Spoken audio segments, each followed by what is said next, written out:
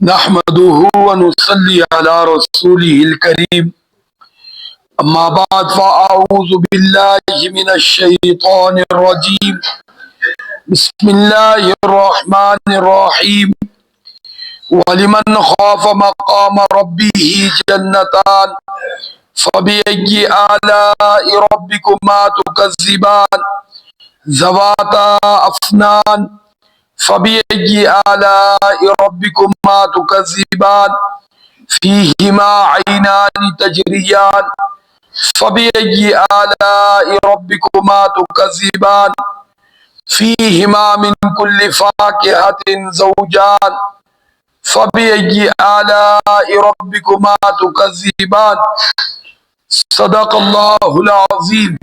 درود شریف پڑھ.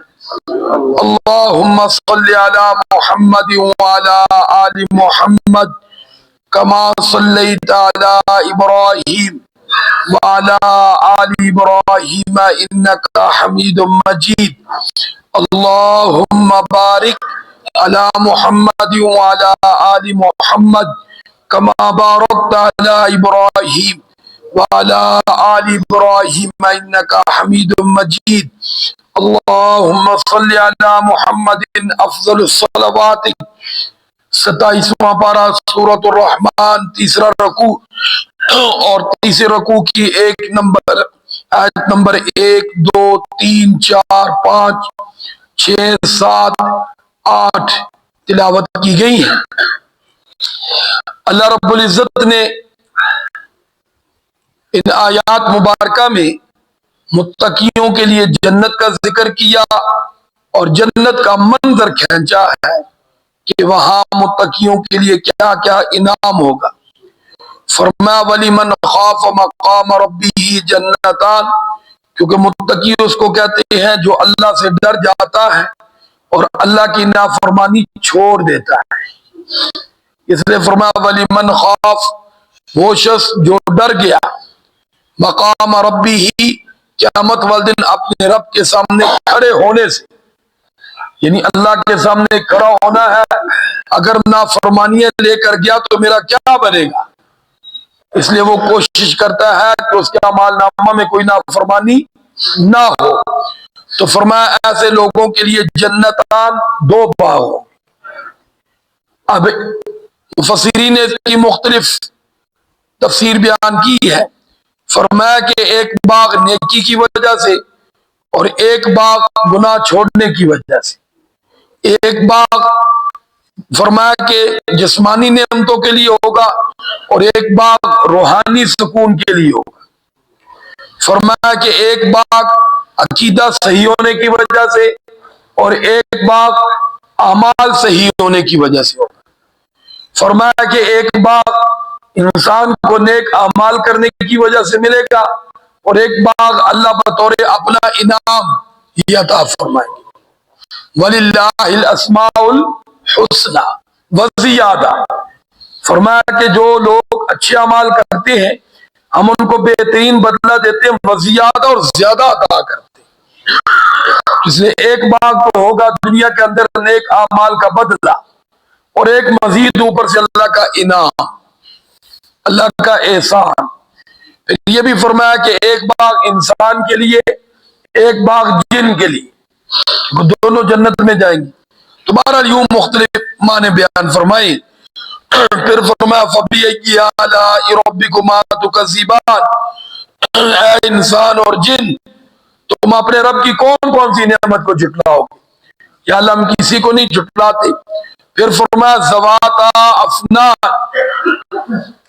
وہ باغ ایسے فرمایا گنے ہوں گے کہ ان کی شاخیں فرمایا کہ وہ گنی شاخیں، پھلوں سے بھری ہوئی، پتوں سے فرمایا بھری ہوئی، یعنی دلکش نظارہ ہو. پھر فرمایا فَبِأَيِّ آلَاءِ رَبِّكُمَا تُكَذِّبَانِ، اے انسانوں اے جنوں تم اپنے رب کی کون کون سی نعمت کو جھٹلاؤ گے؟ یا اللہ ہم کسی کو نہیں جھٹلاتے. پھر فرمایا فِيهِمَا عَيْنَانِ تَجْرِيَانِ، باغوں کے ساتھ ساتھ پانی کی بھی ضرورت ہوتی ہے. فرمایا وہاں ان جنتیوں کے لیے 2 چشمے ہوں گے بہترین پانی کی، کبھی اس میں سمیل نہیں آئے گی، بدبو نہیں آئے گی، خراب نہیں ہوگا. मुफस्सिरीन ने फरमाया या एक चश्मा तो सलसबील होगा जिसका कुरान में जिक्र भी आता है, और दूसरा चश्मा कौसर का होगा। जी हाँ, हौज़े कौसर एक तो मैदान हशर में लोग पिएंगे, और एक मुस्तकिल फरमाया जन्नतियों को जन्नत में भी मिलेगा। सुभान अल्लाह। फिर फरमाया फबी रब्बिकुमा तुकज़िबा, ऐ इंसानों और जिन्नों, तुम अपने रब की कौन कौन सी नेमत को झुटलाओगे? हम किसी को नहीं झुटलाते। फीहिमा मिन कुल्ली फाकिहतिन ज़ौजान, फरमाया फिर वहां जन्नतियों के लिए खाने के तौर पर फल होंगे, मेवे होंगे। क्या होंगे बेलो भाई? मेवे। ज़ौजान, जोड़े जोड़े। ये भी बड़ा प्यारा मंजर होता है, पुरकश मंजर होता है। तो इसलिए फरमाया कि वहां खाने के लिए, फरमाया इनके लिए फल होंगे, और फल भी क्या कमाल के होंगे। मौसम की पाबंदी नहीं होगी, मौसम का बदलना नहीं होगा, बल्कि मौसम इंसान के ताबे होगा, जैसा चाहेगा। जैसा क्या करेगा बोलो भाई? या हम मौसम के ताबे हैं। सर्दी आ गई तो कपड़े बना लो वरना सर्दी में मर जाओगे, गर्मी आ गई तो गर्मी वाले बना लो वरना गर्मी में क्या हो जाओगे, क्योंकि गर्मी सर्दी में नहीं बदल सकती, सर्दी गर्मी में नहीं बदल सकती, तुम्हें अपना आप बदलना पड़ेगा। क्या करने पड़ेगा बोलो भाई? हाँ, बदलना पड़ेगा। सर्दी में पंखा चलाओगे मर जाओगे, गर्मी में बंद करोगे मर जाओगे। जी हाँ, तो वहां पंखे की लाइट की बोलो जरूरत नहीं है। वहां मौसम इंसान की तबीयत के ताबे, अगर चाहा कि यार ठंडा ठंडा हो जाए, थोड़ा सा ठंडा हो जाएगा, अगर कहा थोड़ा थोड़ा क्या हो जाएगा, गर्म, तो गर्म हो जाएगा। सुभान अल्लाह। हर चीज वहां इंसान की मर्जी की हो। तो इसलिए फरमाया कि दुनिया में मर्जियां छोड़ दो, यहां जिसने भी मर्जी पूरी करनी चाहिए वो बेचारा जलील हो गया, क्योंकि आज तक किसी ने कहा मेरी सारी मर्जियां पूरी हो। सब यही कहते हैं यार बड़ी तमन्ना है, अभी ये अभी ये अभी ये, बस वक्त खत्म हो जाता है। जिस इंसान के सफर पे जा रहा हो ना, दुनिया में हमारा मुशाहदा तैयारी पूरी नहीं होती, कोई ना कोई चीज रह ही जाती है। गाड़ी का टाइम हो जाता है, हो जाता नहीं हो जाता बोलो भाई, और इंसान बहुत पछता ही रहा होता है यार मैं थोड़ी सी पहले शुरू कर देता। तो इसलिए मेरे भाई दुनिया के अंदर ख्वाहिशों का भी यही हाल है, कोई नहीं पूरी होती। एक को पूरी करोगी साथ ही दूसरी जन्म ले लेती, तीसरी, चौथी, पांचवी। तो इनसे आसान तरीका जान छुड़ाओ और अल्लाह की मर्जी पे आ जाओ, अल्लाह के हुक्म पे आ जाओ, तो अल्लाह ताला उसकी बरकत से बगैर अपनी ख्वाहिशें पूरी किए इंसान को दिल का सुकून अता फरमा देते, इंसान के दिल को खुशियां नसीब फरमा देते। वो फिर मेरे भाई सूखी रोटी में भी कौरमे और बिरयानी के मजे ले रहा होता है, और जो अल्लाह ताला की नाफरमानी करते हैं उनको बिरयानियों में और कौरमों में भी मजा नहीं आता। इसलिए आप देख लो नाफरमान लोगों की नेमतों की फरावानी है, लेकिन उनके दिल के अंदर बेकरारी उससे भी ज्यादा है, उससे भी ज्यादा है।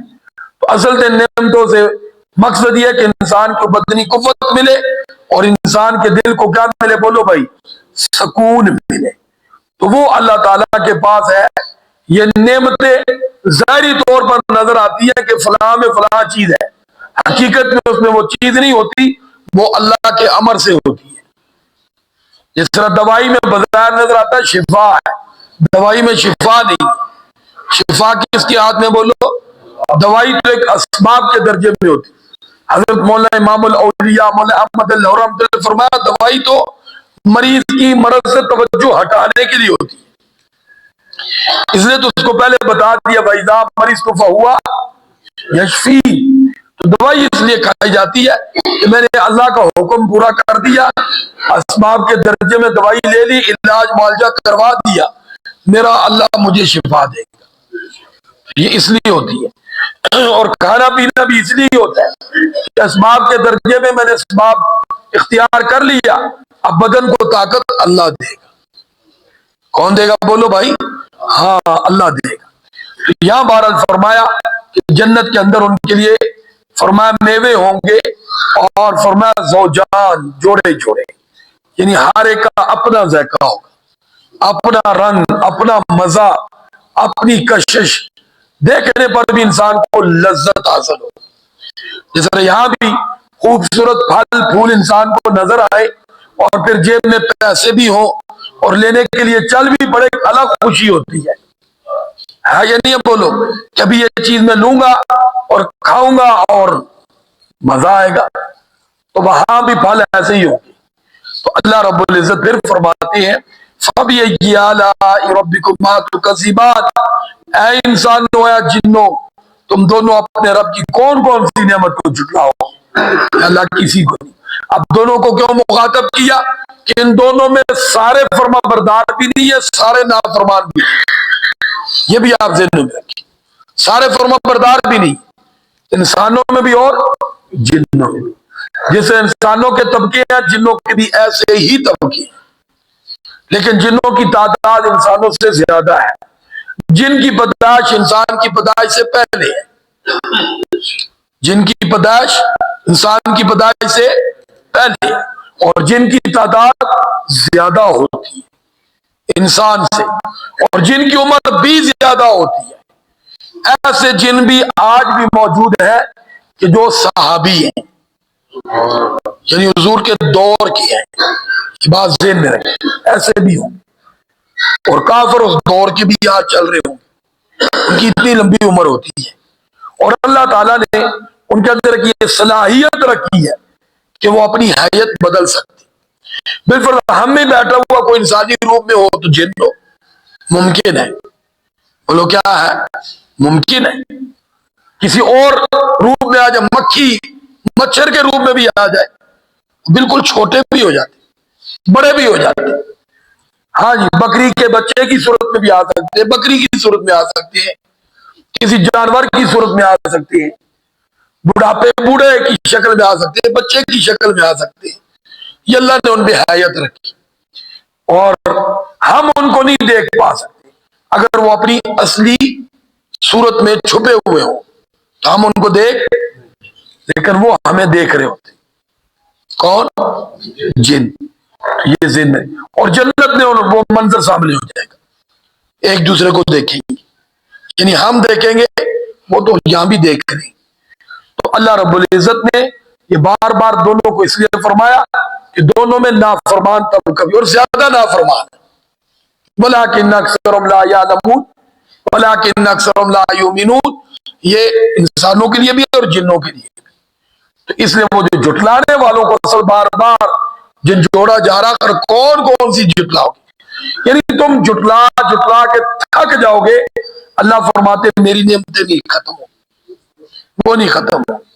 تو آگے یہ تو ہو گیا کھانے پینے کی بات، تو اب ظاہری بات ہے اٹھنے بیٹھنے والی چیزیں بھی ہونی چاہیے، نہیں ہونی چاہیے بول ہے، تو اس کا آگے ذکر آ رہا ہے، کیونکہ محل ہے نا، تو محل کے اندر خاص طور پہ پھر فرنیچر بھی ہوتا ہے، تو آگے اس کا بھی ذکر آ رہا ہے۔ تو اب ضرورت اس بات کی ہے کہ ہم اس جنت کو پانے کی کوشش کریں۔ کتنی عمدہ جگہ ہے یار، اور ہمیشہ کے لیے، اور راحتوں اور نعمتوں سے بھری ہوئی جگہ، وہاں ٹینشن کوئی نہیں، پریشانی کوئی نہیں۔ ہاں جی، وہاں جناب کھانے کے بعد بد ہضمی والا چکر کوئی نہیں، وہاں واش روموں والا سلسلہ کوئی نہیں، رج کے کھاؤ اور بس ایک ڈکار آئے گا، سارا معاملہ ختم ہو جائے گا۔ ہاں جی، تو اللہ رب العزت کی بارگاہ میں دعا ہے، پھر خاص طور پہ آگے سیزن بھی آ رہا ہے جنت کو کمانے کا۔ وہ کون سا بولو بھائی؟ رمضان المبارک۔ دیکھو ادھر جنت کا ذکر بھی چل رہا، ادھر سے وہ بھی قریب آ رہا ہے۔ تو اب کمزوری ہماری ہے، بولو کمزوری کیا ہے؟ آگے بڑھیں گے تو انشاءاللہ اس کو پا لیں گے، کس کو؟ جنت کو۔ اللہ مجھے اور آپ کو توفیق عطا فرمائے۔ تو وہ دعا یاد رکھیں، کون سی دعا ہے؟ اللہم سلمنی رمضان، یا اللہ رمضان کے لیے مجھے سلامت رکھ۔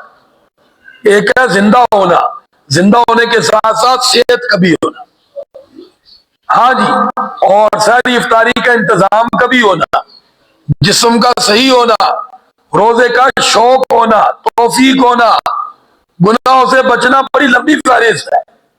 جی ہاں، اس لیے اس دعا کا فائدہ ہوگا پھر اللہ تعالیٰ انشاءاللہ ہمیں اس طرح بنا دے گا کہ ہر روزہ قبول ہو جائے گا جب اس دعا کا اہتمام کریں گے. مانگنے سے اللہ خوش ہوتا ہے. تو اللہم سلمنی لرمضان وسلم رمضان علی، اور رمضان کو باعث میرے لیے سلامتی والا بنا. وہ باعث برکت تو ہے ہی ہے، لیکن میرے اور آپ کے لیے برکت والا بن جائے یہ الگ بات ہے. ورنہ کتنے لوگ ہیں رمضان تو بابرکت ہے ہی نہیں، ہے ہی ہے، ان کے لیے تباہی اور بربادی ہے. کن کے لیے؟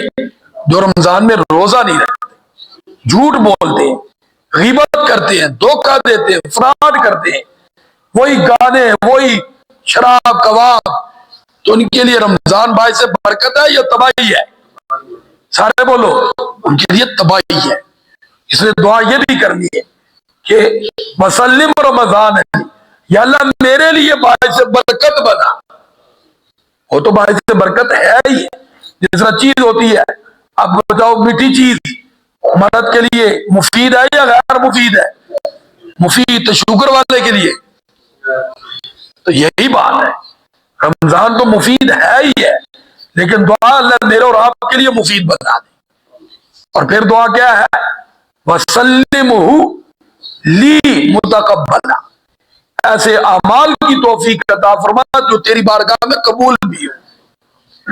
ورنہ بہت سے روزے دار ایک روزہ بھی قبول نہیں ہوتا، بہت سے راتوں کو قیام کرنے والے کوئی نہیں قبول، بہت سے قرآن کے قاری کوئی نہیں قبول.